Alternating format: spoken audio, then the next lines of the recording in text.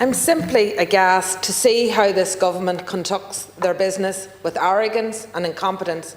I recall some months ago there being a discussion as to the role of inconsistent policy played in driving investment away. In your press release of last week, you cite this legislation as being intended to introduce certainty.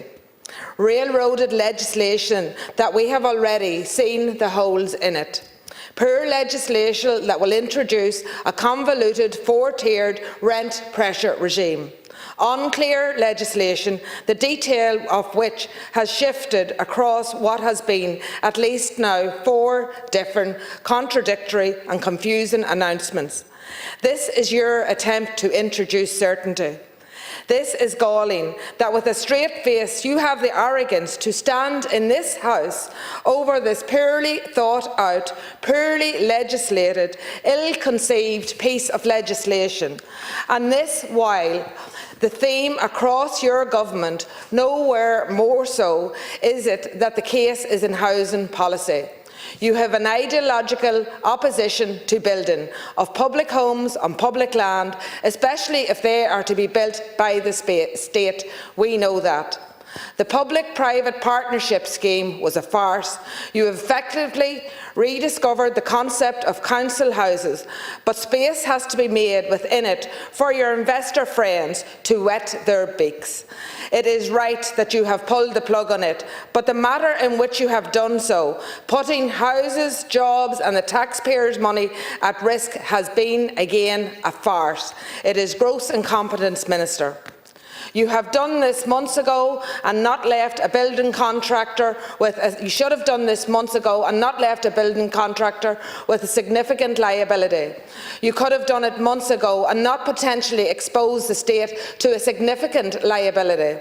You could have done it in a way that would have not put jobs at risk, but you didn't. And the manner in which you did is an illustration of the gross incompetence that is actually maladministration. The legislation that you have brought before this House today is equally woeful. You forgot about the students in the midst of a student housing crisis and selling the spiel that you are going to cut rents. This is an untruth. Was the Minister of Further and Higher Education not present when this was brought to Cabinet? Have they forgotten about the student housing crisis? This is the reason why we have a legislative process, for bills to be adequately and appropriately scrutinised. But our government have no need for legislative conventions and norms. You want uncertainty for institutional investors, and that is your goal. Do you honestly believe on how you have handled this legislation that this will instil confidence?